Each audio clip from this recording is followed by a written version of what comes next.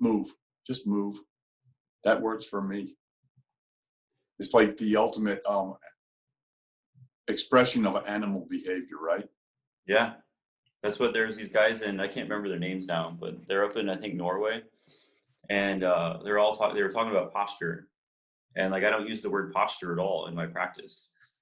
I don't talk about stretching. I don't talk about posture. And the one thing I've changed like a long time ago was that once someone comes in with me and tells me about their chronic pain or like the pain they're having, I don't ever use the pain word ever again, because it's not necessary. I can ask them how they feel. I can ask them, are they uncomfortable, or do they have discomfort, or there's so many different ways around it. But if we're so worried about the trigger words, and they know that they've been in pain for 20 years, we don't need to keep telling them every single time they come in and relabeling them as someone that's in pain. That's right. That's right. And it's like the other thing that people will do is identify with their problem. They'll say it's my pain. Yeah. My back pain, or whatever that's like attached to their ego.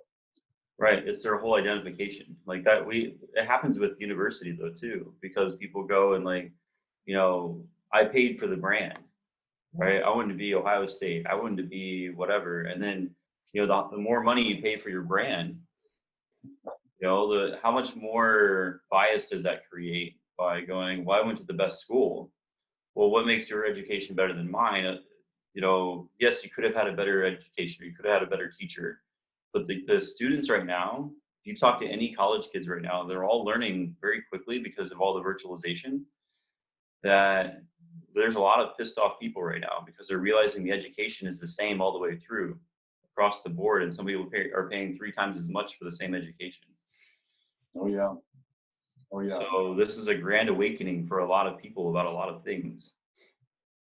It is. It's a unique opportunity. Yeah, but I'm just like, how much bias does that create, like in medicine or in any profession at all? Because like I had the best education. I spent $200,000 to get my degree from this place, and we learned all the best things. And now I'm the master, and I'm better than you are. So then we're not working together anymore, because we're all just trying to prove to each other through the reward system that I did better than you did, and I can create better things than you can.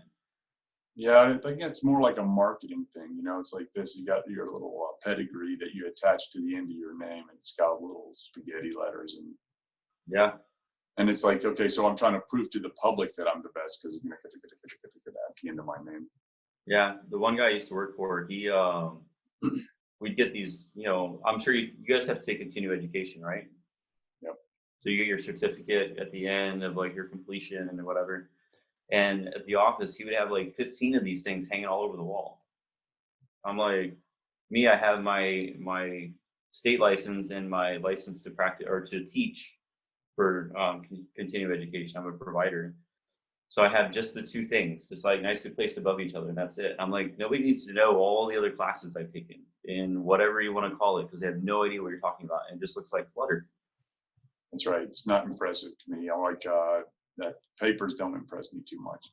No, like tell me what you know or what you remember from the classes that you say you've taken.